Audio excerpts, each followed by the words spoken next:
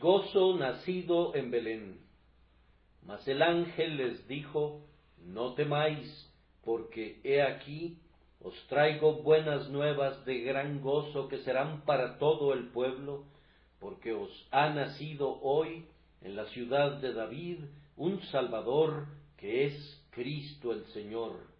Y esto os servirá de señal: hallaréis a un niño envuelto en pañales y acostado en un pesebre. Lucas 2, 10, 11 y 12, la Biblia de las Américas. No tenemos un respeto supersticioso por los tiempos y las estaciones. Ciertamente no creemos en la presente disposición eclesiástica llamada Navidad. Primero, porque de ninguna manera creemos en la misa, sino que la aborrecemos, ya sea hablada o cantada en latín o en inglés. Y en segundo lugar, porque no encontramos ninguna base en la Escritura para guardar algún día como el del nacimiento del Salvador. Y entonces, como no es por autoridad divina, su observancia es una superstición. La superstición ha fijado de la manera más concluyente el día del nacimiento de nuestro Salvador, aunque no exista la posibilidad de descubrir cuándo ocurrió realmente.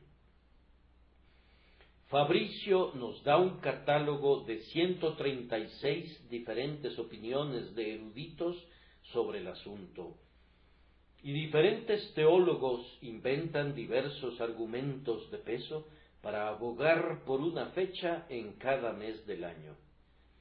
No fue sino hasta mediados del siglo III que una parte de la Iglesia celebró la Natividad de nuestro Señor, y no fue sino mucho tiempo después que la Iglesia de Occidente había puesto el ejemplo que la Iglesia oriental adoptó esa celebración. Puesto que el día es desconocido, la superstición lo ha determinado. A pesar de que el día de la muerte de nuestro Salvador podría determinarse con mucha seguridad, la superstición mueve la fecha de su observancia cada año. ¿Acaso existe un método en la locura de los supersticiosos? Probablemente los días santos fueron establecidos para ajustarse a los festivales paganos. Nos aventuramos a afirmar que si hay algún día del año del cual podemos estar muy seguros que no fue el día en que nació el Salvador, es el 25 de diciembre. Sin embargo, como la corriente de los pensamientos de la gente ya está encauzada por ese camino, y yo no veo ningún mal en esa corriente en sí misma, orientaré la barca de nuestro sermón hacia esta corriente y haré uso de ese hecho que no voy a justificar ni condenar, intentando conducir los pensamientos de ustedes en la misma dirección. Puesto que es legítimo y digno de elogio meditar en la encarnación del Señor en cualquier día del año, no está en el poder de las supersticiones de otros hombres convertir tal meditación en impropia el día de hoy. Entonces, sin importar el día, demos gracias a Dios por el don de su Hijo amado. En nuestro texto tenemos ante nosotros el sermón del primer evangelista bajo la dispensación del Evangelio. Ese predicador era un ángel y convino que así fuera, pues el más grandioso y último de todos los evangelios será proclamado por un ángel cuando se toque la trompeta de la resurrección y los hijos de la regeneración se levanten en la plenitud de su gozo. La nota esencial de este evangelio angélico es el gozo. No temáis, porque he aquí os traigo buenas nuevas de gran gozo. La naturaleza teme en la presencia de Dios. Los pastores estaban tremendamente atemorizados. La propia ley servía para ahondar este sentimiento natural de desánimo.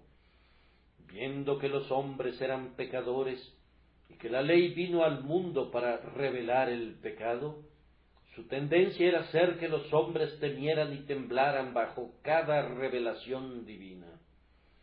Los judíos creían unánimemente que cualquier hombre que contemplara apariciones supernaturales seguramente moriría, de tal forma que lo que la naturaleza dictaba, la ley y las creencias generales de aquellos que estaban bajo la ley también lo estimulaban. Pero la primera palabra del Evangelio terminó con todo esto, porque el evangelista angélico dijo: no temáis, porque he aquí os traigo buenas nuevas de gran gozo. A partir de ese momento no debe ser una cosa terrible para el hombre acercarse a su Hacedor. El hombre redimido no debe temer cuando Dios descorre el velo del esplendor de su majestad, pues Él ya no aparece como un juez sobre su trono de terror, sino como un padre confiable en sagrada familiaridad con sus propios hijos amados. El gozo del que este primer predicador habló no era insignificante, pues dijo: os traigo buenas nuevas. Eso en sí era gozo, y no solamente buenas nuevas de gozo, sino buenas nuevas de gran gozo. Cada palabra es enfática como para mostrar que el Evangelio está dirigido sobre todas las cosas a promover y a crear sobreabundantemente el gozo más grande posible en el corazón humano en donde es recibido. El hombre es como una arpa que tiene sus cuerdas desajustadas, y por ello la música de las cuerdas vivas de su alma es discordante y toda su naturaleza gime de dolor. Pero el Hijo de David, ese poderoso arpista, ha venido a restaurar la armonía de la humanidad, y allí donde sus dedos graciosos se mueven entre las cuerdas, el toque de los dedos de un Dios encarnado produce una música dulce como la de las esferas, una rica melodía como el cántico de un serafín. Quiera Dios que todos los hombres sientan esa mano divina.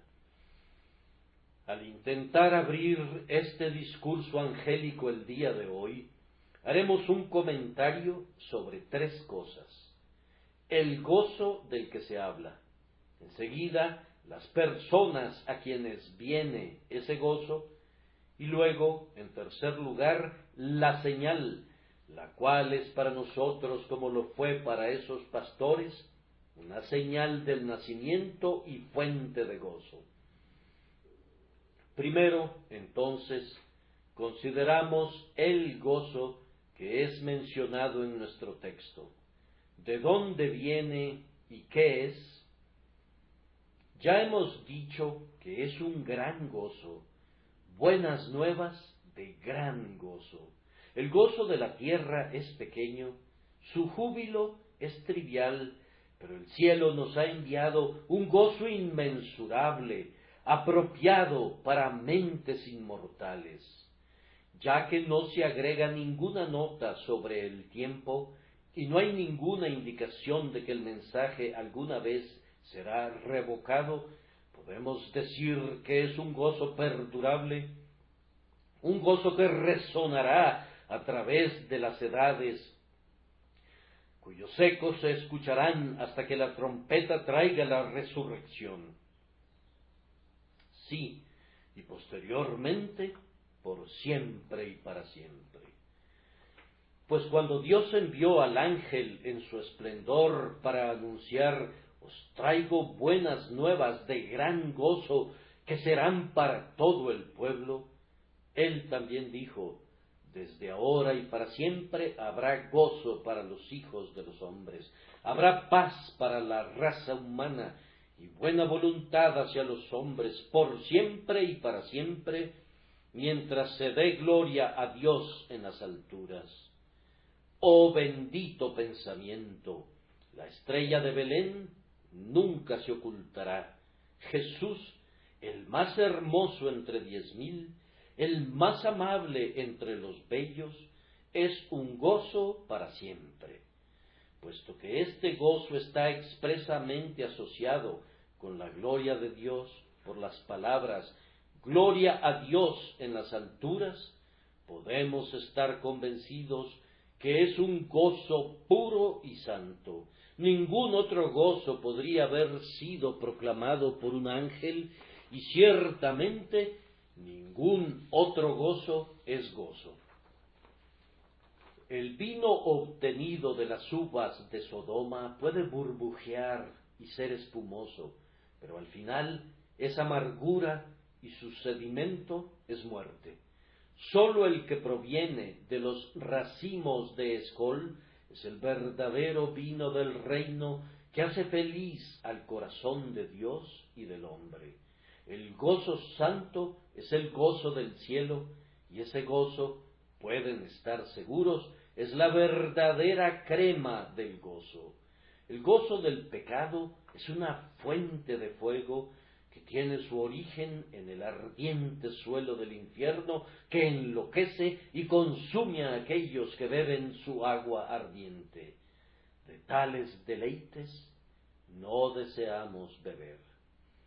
Ser feliz en el pecado es peor que estar condenado, pues el principio de la gracia hace que una persona se sienta miserable en el pecado, y la consumación de la gracia es haber escapado completamente del pecado y estremecerse aún al pensar en él. Es un infierno vivir en pecado y en miseria, y es caer aún más bajo todavía cuando los hombres pueden derivar gozo del pecado. Dios nos libre de una paz impura y de un gozo impío. El gozo anunciado por el ángel de la Natividad es muy puro y duradero, muy santo y muy grande. Debemos creer siempre, en lo que concierne a la religión cristiana, que tiene gozo en sí misma y que celebra sus fiestas dentro de sus propios recintos puros, una fiesta en la que todos sus manjares delicados crecen en suelo santo. Hay quienes mañana pretenderán exhibir gozo al recordar el nacimiento de nuestro Salvador, pero no buscarán su placer en el Salvador. Necesitarán muchas adiciones a la fiesta antes que puedan estar satisfechos. El gozo en Emanuel sería un pobre tipo de alegría para ellos. En este país, demasiado a menudo, si uno no estuviera consciente del nombre, uno podría creer que el festival de la Navidad es una fiesta de Baco o de Ceres, ciertamente no una conmemoración del nacimiento divino. Sin embargo, hay causa suficiente para el santo gozo en el Señor mismo, y razones suficientes para el éxtasis en su nacimiento entre los hombres. Es de temer que la mayor parte de los hombres imaginan que en Cristo sólo hay seriedad y solemnidad, y consecuentemente fatiga, tristeza y descontento. Por consiguiente, buscan más allá de lo que Cristo permite, arrancan manjares de las mesas de Satanás, con los cuales adornan el banquete que se tiene en honor de un Salvador. Que no sea así entre ustedes. El gozo que proporciona el Evangelio no es prestado, sino que florece en su propio jardín. Podemos decir en verdad, con el lenguaje de uno de nuestros más dulces himnos: no necesito salir en busca de gozo, tengo una fiesta en casa, mis suspiros ahora son canciones, Mi corazón ya no anda errante. Llegando de arriba, la paloma bendita ha venido a mi pecho para testificar su eterno amor y dar descanso a mi espíritu. Que nuestro gozo sea agua viva proveniente de aquellas fuentes sagradas que el Señor mismo ha excavado. Que su gozo habite en nosotros para que sea pleno. Del gozo de Cristo no podemos poseer demasiado. No tememos excedernos cuando su amor es el vino que bebemos. Oh, estar sumergidos en esta corriente pura de deleites espirituales. Pero ¿por qué la venida de Cristo a este mundo es ocasión de gozo? La respuesta es como sigue. Primero, porque es por siempre un hecho gozoso que Dios esté en alianza con el hombre, especialmente cuando la alianza es tan cercana que Dios toma en verdad nuestra humanidad en unión con su divinidad, de manera que Dios y el hombre constituyen una divina y misteriosa persona. El pecado había separado al hombre de Dios, pero la encarnación tiende un puente en esa separación. Es un preludio del sacrificio de expiación y es un preludio lleno de la más rica esperanza. De aquí en adelante, cuando Dios mira al hombre, Él recuerda que su propio Hijo es un hombre. A partir de este día, cuando Él observa al pecador, si su ira arde, Él recordará que su propio Hijo, como hombre, se puso en el lugar del pecador y llevó la condenación del pecador. Como en el caso de una guerra, la contienda se termina cuando las partes opuestas llegan a un acuerdo, así ya no hay más guerra entre Dios y el hombre, porque Dios ha tomado al hombre en íntima unión con Él mismo. Aquí, entonces, hubo una causa de gozo. Pero hubo algo más que eso, porque los pastores estaban conscientes que había habido promesas desde antaño, que habían sido la esperanza y el consuelo de los creyentes de todos los tiempos, y esas iban a ser cumplidas ahora. Existía esa antigua promesa hecha en el umbral del Edén a los primeros pecadores de nuestra raza, que la simiente de la mujer heriría en la cabeza a la serpiente. Hubo otra promesa hecha al Padre de los fieles, que en su simiente serían benditas todas las naciones de la tierra, y muchas promesas salidas de las bocas de los profetas y de los santos desde que comenzó el mundo. Ahora, el anuncio del ángel del Señor a los pastores fue una declaración de que el pacto había sido cumplido, que ahora, en el cumplimiento del tiempo, Dios redimiría su palabra, y el Mesías, que iba a ser la gloria de Israel y la esperanza del mundo, había venido realmente ahora. Alégrense cielos y alégrate, oh tierra, pues el Señor lo ha hecho, y en misericordia Él ha visitado a su pueblo. El Señor no ha permitido que su palabra falle, sino que ha cumplido sus promesas a su pueblo. El tiempo para favorecer a Sión, sí, el tiempo fijado ha llegado. Ahora que el cetro se ha apartado de Judá, observen que viene Silo, el mensajero del pacto, súbitamente aparece en su templo. Pero el cántico del ángel tenía en sí una razón más plena para el gozo, pues nuestro Señor, que había nacido en Belén, vino como un Salvador, porque os ha nacido hoy un Salvador. Dios había venido a la tierra antes, pero no como un Salvador. Recuerden esa terrible venida cuando fueron 3 ángeles a Sodoma al anochecer, pues el Señor dijo: descenderé ahora y veré si han hecho en todo conforme a su clamor, el cual ha llegado hasta mí.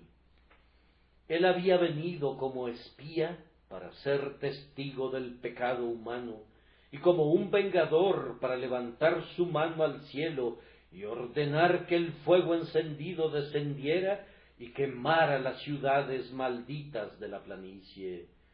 Horror para el mundo cuando Dios desciende así. Si el Sinaí humea cuando la ley es proclamada, la tierra misma se derretirá cuando las violaciones a la ley sean castigadas. Pero ahora Dios ha venido no como un ángel de venganza, sino como un hombre lleno de misericordia, no para expiar nuestro pecado, sino para quitarlo, no para castigar nuestra culpa, sino para perdonarla. El Señor podría haber venido con rayos en ambas manos, podría haber venido como Elías para traer fuego del cielo, pero no. Sus manos están llenas de dones de amor y su presencia es la garantía de la gracia. El bebé nacido en el pesebre podría haber sido otro profeta de lágrimas u otro hijo del trueno, pero él no fue así. Él vino en mansedumbre, su gloria y su trueno los hizo a un lado. Era la misericordia la que llenaba el trono, y la ira permaneció silenciosa a un lado, cuando Cristo vino en su bondadosa misión de morir por los pecadores sentenciados. Regocíjense ustedes que se sienten perdidos. El Salvador de ustedes viene a buscarlos y a salvarlos. Tengan buen ánimo ustedes que están en prisión, porque Él viene a ponerlos en libertad. Ustedes que sufren de hambre y están a punto de morir, gócense, porque Él ha consagrado un Belén para ustedes, una casa de pan, y Él ha venido para ser el pan de vida para sus almas. Regocíjense, oh pecadores, en todas partes, porque ha nacido el restaurador de los perdidos, el salvador de los caídos ha nacido. Únanse al gozo, ustedes, los santos, porque Él es el preservador de los salvos, liberándolos de innumerables peligros, y Él es el seguro perfeccionador de aquellos a quienes Él preserva. Jesús no es un Salvador parcial que comienza una obra y no la concluye, no, sino que restaurando y sosteniendo, Él también perfecciona y presenta a los salvos sin mancha ni arruga, ni ninguna cosa parecida ante el trono de su Padre. Regocíjense en voz alta todos los pueblos, que resuenen las colinas y los valles con gozo, porque un Salvador que es poderoso para salvar ha nacido entre ustedes. Y este no fue todo el júbilo santo, pues la siguiente palabra tiene también una plenitud de gozo: un Salvador que es Cristo o el ungido. Nuestro Señor no era un Salvador aficionado que descendió del cielo en una misión que no había sido autorizada, sino más bien Él fue elegido, ordenado y ungido por Dios. Él podía decir verdaderamente: el Espíritu del Señor está sobre mí, porque el Señor me ha ungido. Aquí hay un gran consuelo para todos los que necesitan un Salvador. Para ellos no es un consuelo insignificante que Dios mismo haya autorizado a Cristo para salvar a los necesitados.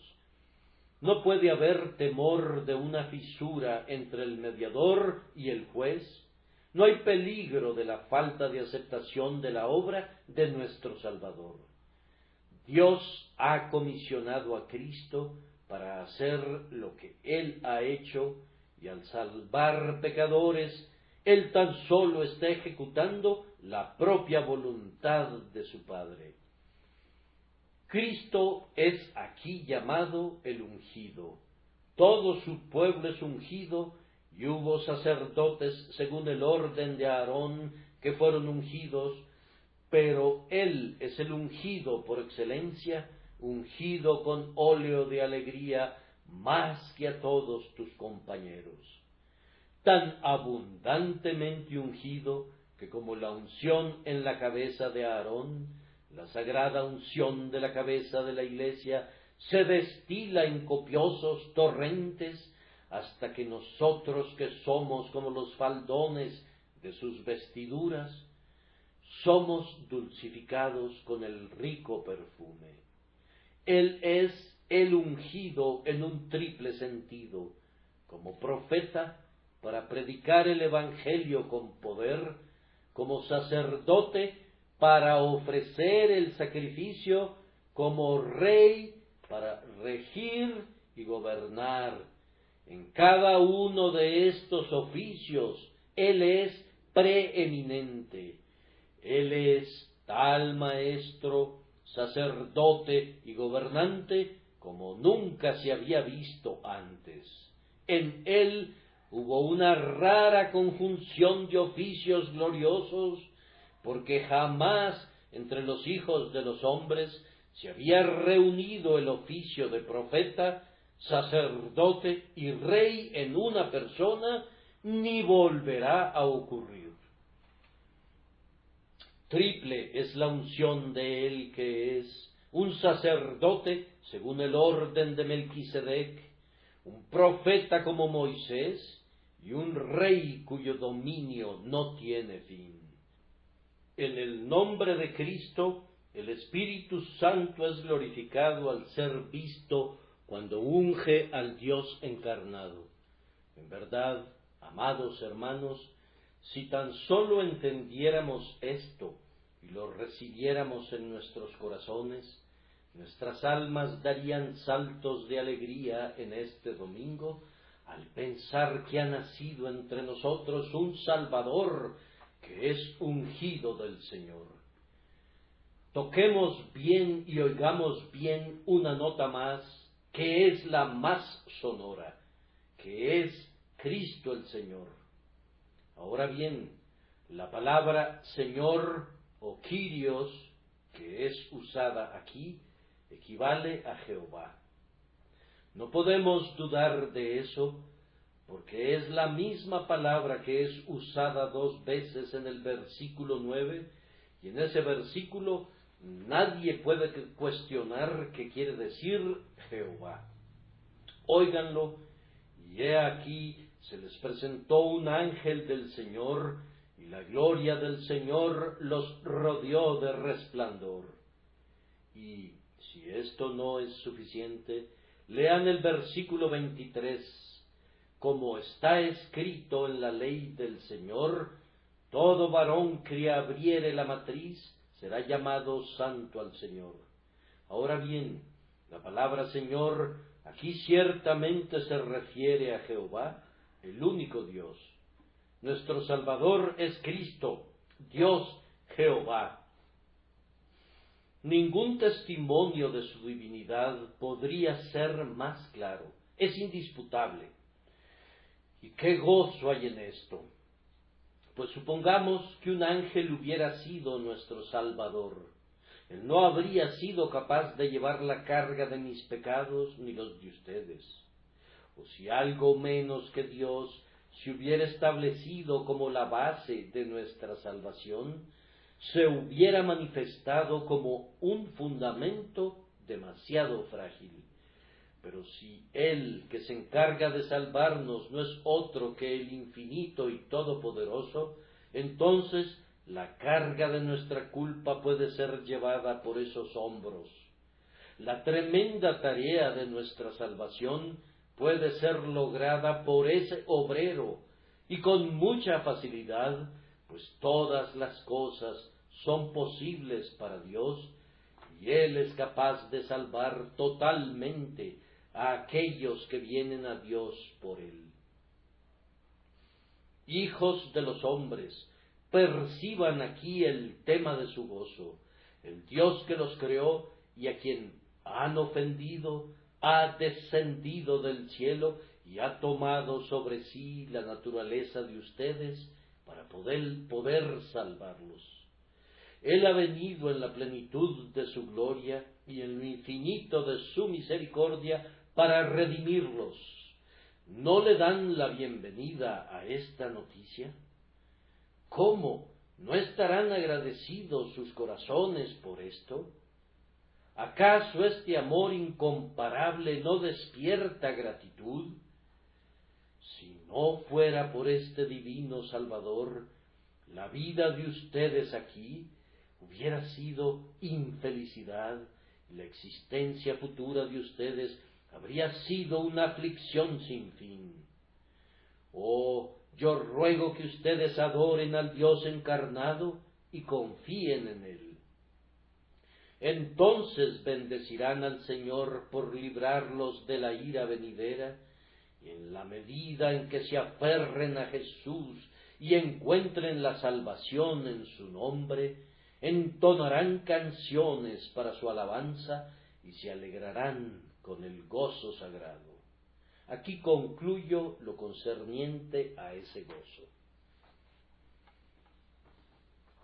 Préstenme atención mientras hablo brevemente del pueblo a quien le viene este gozo. Observen cómo comienza el ángel. He aquí, os traigo buenas nuevas de gran gozo, porque os ha nacido hoy. Así, entonces, el gozo comenzó con los primeros que lo oyeron, los pastores. Os, dice el ángel, porque os ha nacido. Amado oyente, ¿comenzará hoy el gozo contigo? De poco beneficio será que Cristo haya nacido o que Cristo haya muerto, a menos que para ti haya nacido un niño y que por ti haya derramado su sangre. Un interés personal es el punto principal. Pero soy pobre, dice alguien. Así lo eran los pastores. Oh, ustedes los pobres, por ustedes nació este misterioso niño. A los pobres se les anuncia el Evangelio. Haga él justicia a los afligidos del pueblo, salve a los hijos de los pobres y aplaste al opresor. Pero soy insignificante y desconocido, dice alguien. Así eran los vigilantes en la llanura de medianoche. ¿Quién conocía a los hombres que soportaban un trabajo agotador y custodiaban sus rebaños en las noches? Pero ustedes, desconocidos de los hombres, son conocidos por Dios. ¿No se dirá que os ha nacido un niño? El Señor no toma en cuenta la grandeza de los hombres, pero sí tiene respeto por los humildes. Pero ustedes son analfabetas, dicen ustedes, y no pueden entender mucho. Aunque así sea, Cristo nació para los pastores, y su sencillez no les impidió que lo recibieran, sino que más bien les ayudó. Que así sea contigo.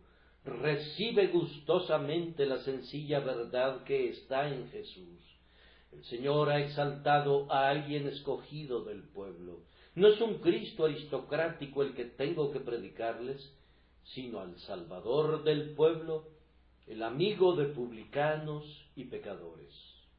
Jesús es el verdadero amigo de los pobres. Él ha sido puesto por pacto al pueblo, dado para ser por jefe y por maestro a las naciones.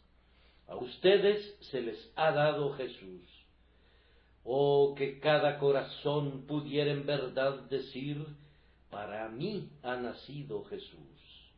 Pues si yo en verdad creo en Jesús, para mí ha nacido Cristo, y puedo estar tan seguro de ello como si un ángel lo anunciara, pues la Escritura me dice que si yo creo en Jesús, Él es mío. Después que el ángel dijo: os traigo, continuó diciendo que serán para todos los pueblos, pero nuestra traducción no es precisa, es decir, la traducción de la versión King James. El griego dice que serán para todo el pueblo. Esto se refiere con certeza a toda la nación judía. No hay duda al respecto. Si alguien va al original, no encontrará una expresión tan amplia y comprensiva como la que nos es dada por los traductores. Se debe traducir para todo el pueblo. Por cuánto tiempo y cuán pecaminosamente ha despreciado la Iglesia cristiana a la más honorable entre todas las naciones. Cuán bárbaramente ha sido tratado Israel por la así llamada Iglesia. Sentí que mi espíritu hervía de indignación en Roma cuando estuve en el barrio judío y escuché las crueles indignidades que los papas han amontonado sobre los judíos, aun en tiempos recientes. En nuestra época todavía hay una iglesia que está construida justo enfrente de la entrada del barrio judío, y allí eran forzados a entrar en ciertas ocasiones los infelices judíos. A esa iglesia eran obligados a afiliarse. Observen, a afiliarse, ellos que adoran al único Dios invisible, para apoyar un sistema que está tan leproso de idolatría como lo estaban los cananeos, a quienes aborrecía el Señor. El paganismo no es más degradante que el catolicismo romano. En la puerta de esta iglesia están colocadas, en su propia lengua, en hebreo, estas palabras: todo el día extendí mis manos a un pueblo rebelde y contradictor. ¿Cómo, por medio de un insulto tal, pueden esperar convertir al judío? El judío observó por todos lados ídolos que su alma aborrecía y detestaba el nombre de Cristo porque lo asociaba con la adoración de los ídolos, y no me sorprende que lo haya hecho así. Alabo al judío que no podía renunciar a su propio teísmo simple ni a la adoración del verdadero Dios por una superstición tan baja y degradante como era la que Roma le presentaba.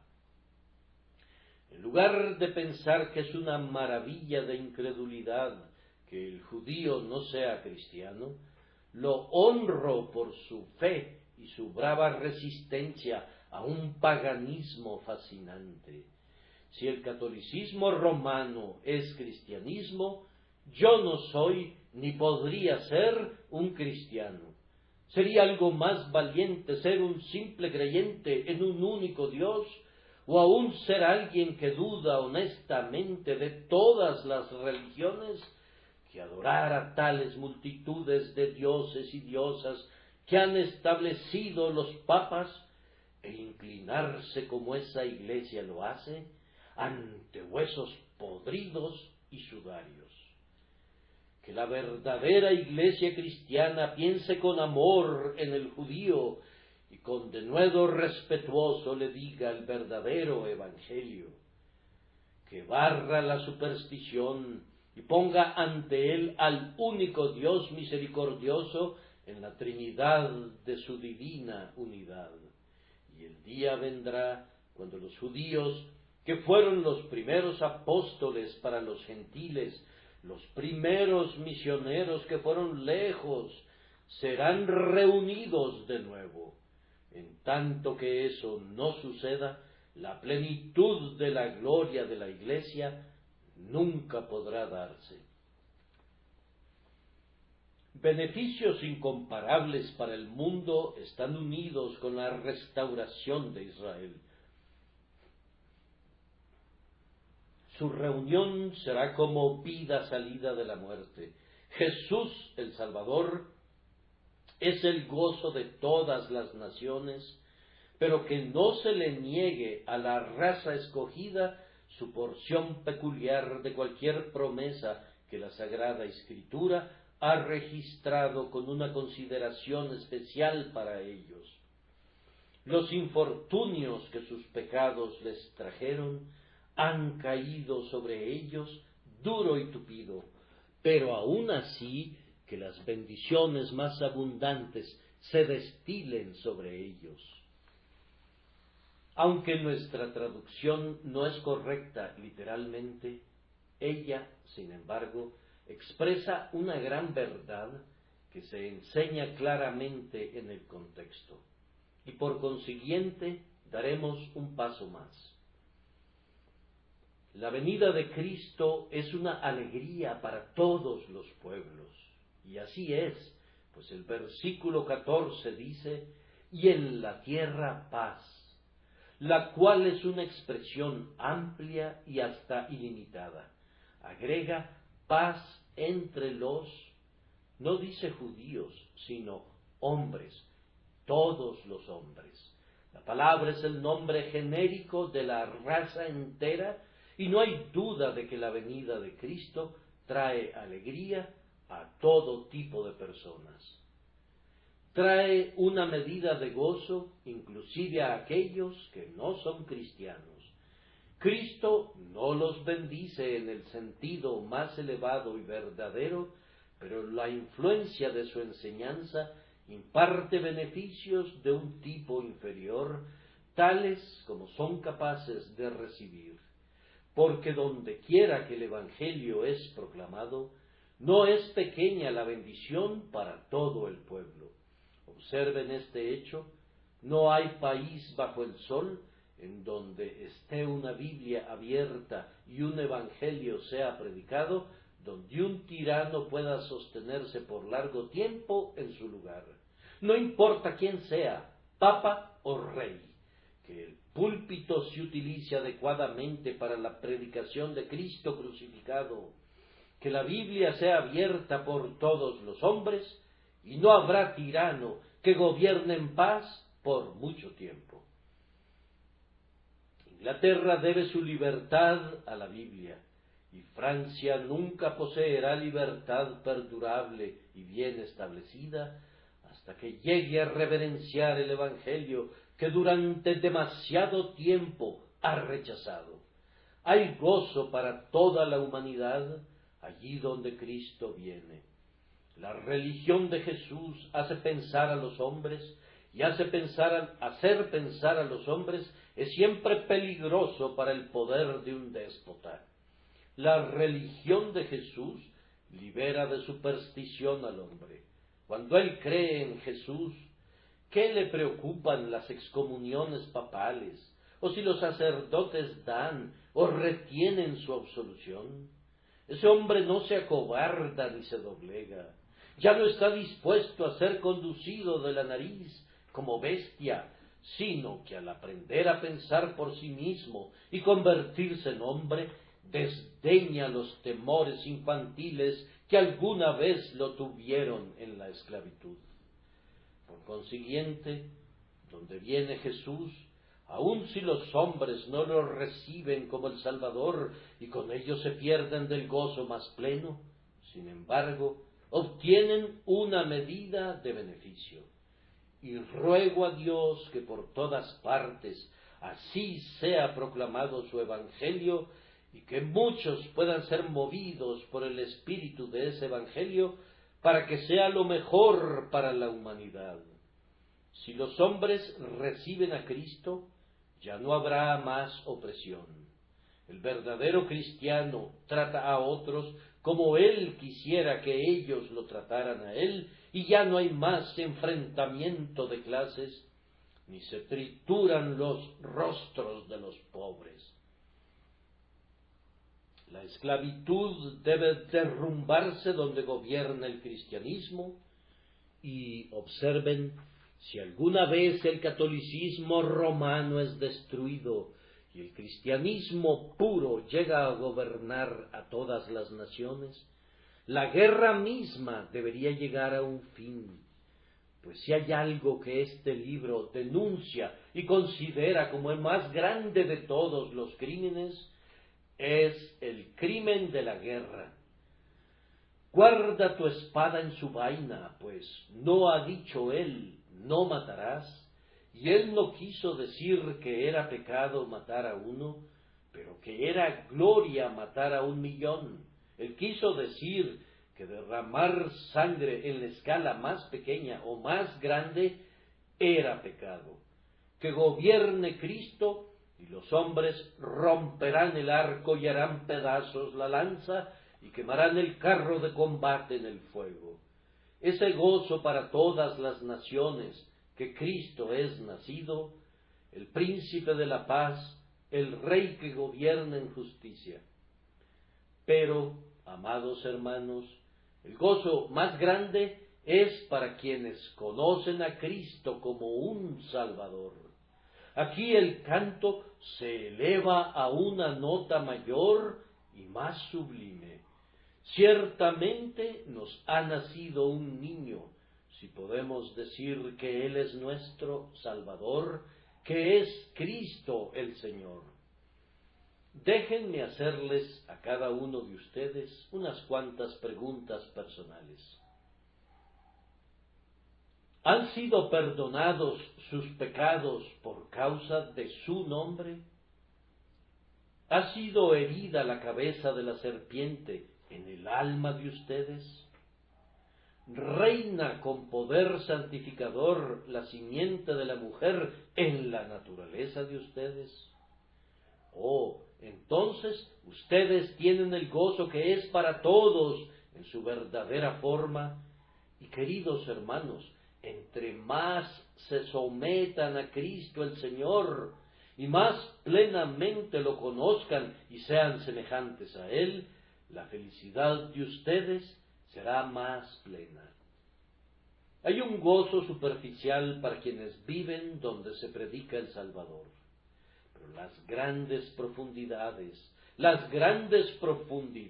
insondables de gozo solemne que brillan y relucen con deleite, son para los que conocen al Salvador, obedecen al ungido y tienen comunión con el propio Señor. El hombre más gozoso es el hombre más cercano a Cristo. Yo quisiera que algunos cristianos fueran cristianos más verdaderos, pues son cristianos y algo más. Sería mucho mejor si fueran solamente cristianos. Tal vez ustedes conozcan la leyenda o tal vez la historia auténtica del despertar de San Agustín. Soñó que se moría e iba a las puertas del cielo, y el guardián de la puerta le preguntó: ¿quién eres tú? Él respondió: Christianus sum, soy un cristiano. Pero el portero replicó: no eres cristiano, eres un ciceroniano, porque tus pensamientos y estudios fueron fundamentalmente dirigidos hacia los trabajos de Cicerón y los clásicos, y desatendiste la enseñanza de Jesús. Aquí juzgamos a los hombres por lo que más absorbió sus pensamientos, y eres juzgado como que no eres cristiano, sino ciceroniano. Cuando despertó Agustín, hizo a un lado a los clásicos que había estudiado y la elocuencia a la que aspiraba, y dijo: seré un cristiano y un teólogo. Y desde ese momento dedicó sus pensamientos a la palabra de Dios y su pluma y su lengua a la instrucción de otros en la verdad. Oh, no quisiera yo que se dijera de alguno de ustedes: bien, puede ser más o menos un cristiano, pero es con mucho un comerciante dedicado a hacer dinero. Yo no quisiera que se dijera de alguno de ustedes, bien, tal vez él es un cristiano, pero es mucho mejor político. Tal vez es un cristiano, pero se siente más a gusto cuando habla de ciencia, agricultura, ingeniería, caballos, minería, navegación o viajes de placer. No, no, nunca conocerán la plenitud del gozo que Jesús trae al alma, a menos que bajo el poder del Espíritu Santo ustedes tomen al Señor como su todo en todo y lo hagan la fuente de su deleite más intenso. Él es mi Salvador, mi Cristo, mi Señor. Que sea esto de lo que más se gloríen. Entonces conocerán el gozo que el cántico del ángel les predice a los hombres. Pero debo seguir adelante. Lo último en el texto es la señal. Los pastores no pidieron una señal, pero se les dio gratuitamente una. Algunas veces es pecaminoso que nosotros solicitemos como una evidencia lo que la ternura de Dios considera dar como una ayuda para la fe. La incredulidad obstinada no recibirá señal, pero la fe débil tendrá ayuda compasiva. La señal de que el gozo del mundo había venido fue esta: debían ir al pesebre para hallar al Cristo en él, y él iba a ser la señal. Cada circunstancia es, por consiguiente, instructiva. El bebé fue hallado envuelto en pañales. Ahora observen, al mirar a este infante, que no existe aquí ni la más remota apariencia de poder temporal. Observen los débiles bracitos de un bebé que debe ser cargado. ¡Ay! Las naciones de la tierra buscan el gozo en el poder militar. ¿Por qué medios podemos hacer una nación de soldados? El método prusiano es admirable. Debemos tener millares y millares de hombres armados y grandes cañones y buques acorazados para matar y destruir al por mayor. ¿Acaso no es el orgullo de una nación ser gigante en armas? ¡Qué orgullo sonroja las mejillas del patriota cuando recuerda que su nación puede asesinar más rápido que cualquier otra! ¡Ah, insensata generación! Están buscando a tientas en las llamas del infierno para encontrar su cielo, rastrillando entre la sangre y los huesos, buscando la cosa inmunda que ustedes llaman gloria. El gozo de una nación nunca puede descansar en la desdicha de otros. El asesinato no es la senda a la prosperidad. Los armamentos inmensos son una maldición para la propia nación, así como para sus vecinos. El gozo de una nación es una arena dorada, la cual nunca ha sido empapada por un arroyo de sangre. Sólo se encuentra en ese río cuyas corrientes alegran la ciudad de Dios. La debilidad de la ternura sumisa es poder verdadero. Jesús funda su imperio eterno no en la fuerza, sino en el amor. Aquí todos ustedes vean su esperanza. El apacible príncipe pacífico, cuya gloria es su propio sacrificio, es nuestro verdadero benefactor. Pero miren de nuevo y no observarán ninguna pompa que los deslumbre. ¿Acaso está envuelto el niño en púrpura y lino fino? Ah, no. ¿Duerme en una cuna de oro? Únicamente el pesebre es su refugio. El bebé no tiene una corona en su cabeza, ni una diadema rodea la frente de la madre. Una joven sencilla de Galilea y un niño pequeño envuelto en pañales ordinarios es todo lo que ustedes ven. No te protejas en cortesano techo, ni en el soleado salón del poder. Pasa rápido ante Babel y busca la tierra sagrada. De los ropajes de púrpura de Tiro, aparta tus ojos sin que se deslumbren, y dirígelos al prado de Belén, y permanece junto al pesebre. Ay, las naciones son deslumbradas por un espectáculo vano. La pompa de los imperios, los desfiles de los reyes, son su deleite. ¿Cómo pueden admirar esas ostentosas cortes en las que muy a menudo las gloriosas vestimentas, las decoraciones y los rangos sociales sustituyen a la virtud, la castidad y la verdad de Dios? ¿Cuándo cesará la gente de ser tan aniñada? Anhelarán siempre ardientemente esa música marcial que estimula la violencia, y se deleitarán en gastos derrochadores que los cargan de impuestos. Estas cosas no hacen a una nación grande o gozosa. Bah, cómo se ha roto la burbuja en aquel mar angosto. Un imperio de burbujas se ha colapsado. 10.000 bayonetas y millones en oro resultaron ser una cimentación de arena para un trono de Babel. Vanos son los hombres que buscan gozo en la pompa.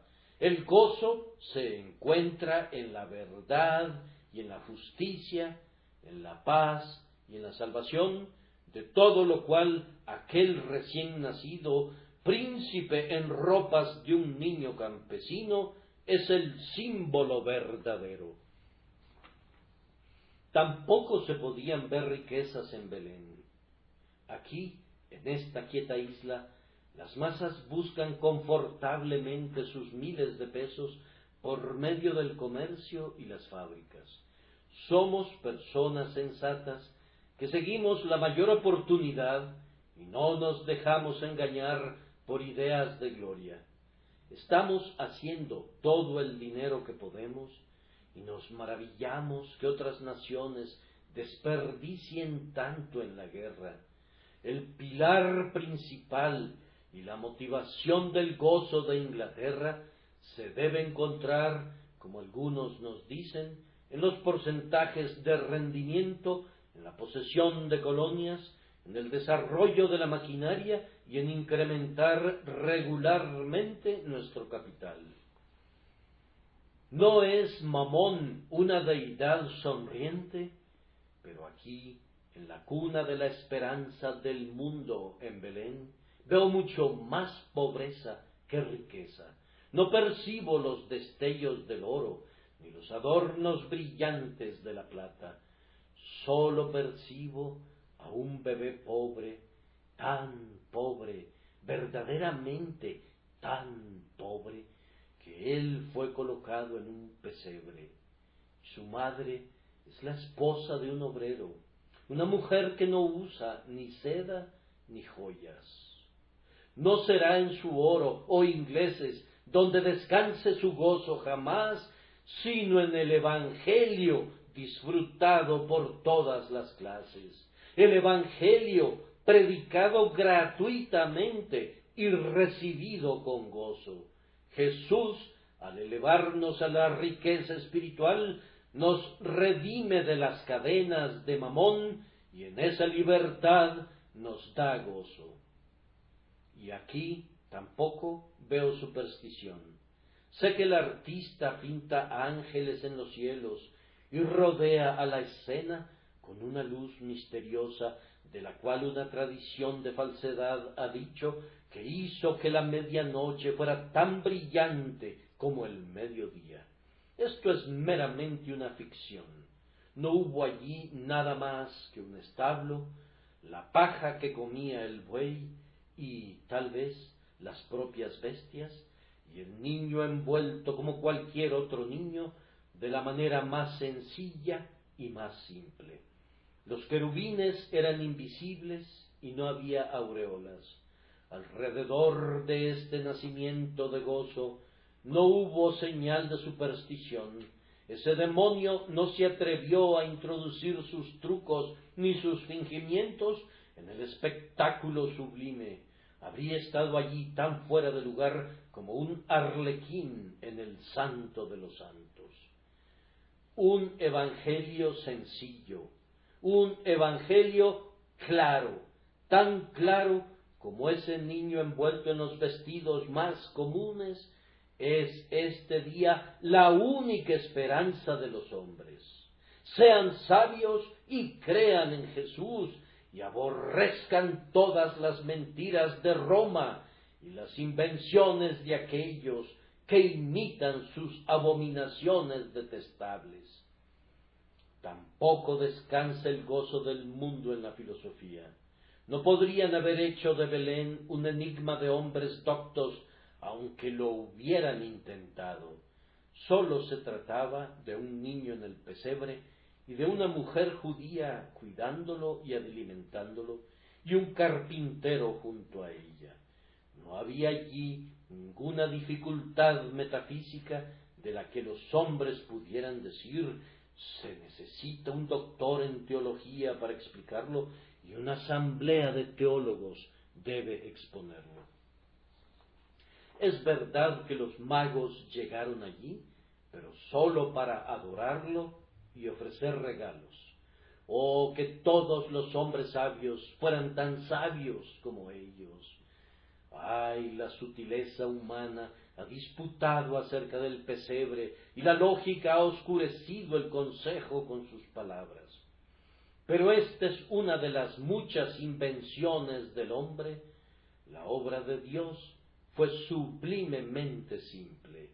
Aquí es, el Verbo fue hecho carne para habitar entre nosotros, un misterio para la fe, pero no un tema para debatir. Un tema misterioso y, sin embargo, la más grande simplicidad jamás hablada a los oídos humanos y vista por ojos mortales. Y así es el Evangelio, que cuando lo predicaba el apóstol decía: usamos de mucha franqueza. Márchense lejos, lejos, lejos con sus sermones eruditos y su fina conversación y sus pretenciosas filosofías. Estas nunca crearon ni un ápice de alegría en este mundo. Las teorías finamente tejidas son agradables para contemplarlas y confundir a los insensatos, pero no son de utilidad para los hombres prácticos. No consuelan a los hijos del trabajo agotador, ni alegran a las hijas del dolor. El hombre de sentido común que siente la rutina y el desgaste diario de este pobre mundo necesita un consuelo más rico que lo que las nuevas teologías o neologías puedan darle. En un Cristo simple y en una fe simple en ese Cristo hay una paz profunda y duradera. En un sencillo evangelio para el hombre pobre hay un gozo y una felicidad inexpresables, de la cual miles pueden hablar y hablar con confianza también porque declaran lo que ciertamente saben y testifican lo que han visto. Yo les digo entonces a ustedes que quisieran conocer la única paz verdadera y el gozo perdurable, vengan al bebé de Belén en días posteriores, el varón de dolores, el sacrificio sustitutivo para los pecadores. Vengan ustedes, niños, muchachos y muchachas, vengan, pues él también fue un muchacho. El santo niño Jesús es el Salvador de los niños, y aún dice todavía: dejad a los niños venir a mí y no se lo impidáis. Vengan aquí, jovencitas, ustedes que todavía están en la alborada de su belleza, y como María, regocíjense en Dios, su Salvador. La Virgen lo llevó a él en su seno. Así vengan y llévenlo en sus corazones, diciendo: porque un niño nos es nacido, hijo nos es dado. Y ustedes Ustedes, hombres en la plenitud de su vigor, recuerden cómo José cuidó de él y vigiló con solicitud reverente sus tiernos años. Sean ustedes para su causa como un padre y protector. Santifiquen el vigor de ustedes para su servicio. Y ustedes, mujeres, avanzadas en años, ustedes, matronas y viudas, vengan como Ana y bendigan al Señor, porque han visto la salvación de Israel.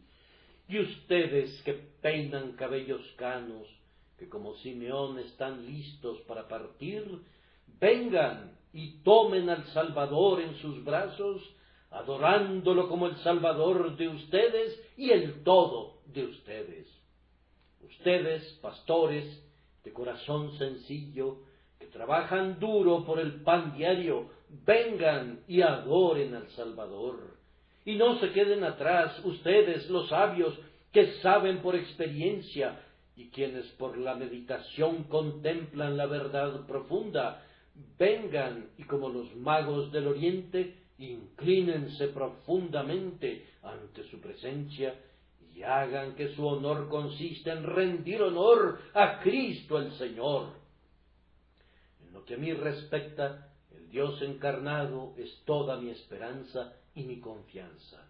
He visto la religión del mundo allí donde está su manantial, y mi corazón se ha enfermado dentro de mí. Regreso a predicar, con la ayuda de Dios, aún más seriamente el Evangelio sencillo del Hijo del Hombre. Jesús, Señor, te tomo para que seas mío para siempre. Que todos en esta casa, por medio de la rica gracia de Dios, sean conducidos a hacer lo mismo, y que todos ellos sean tuyos, grandioso Hijo de Dios, en el día de tu venida, por causa de tu amor. Amén.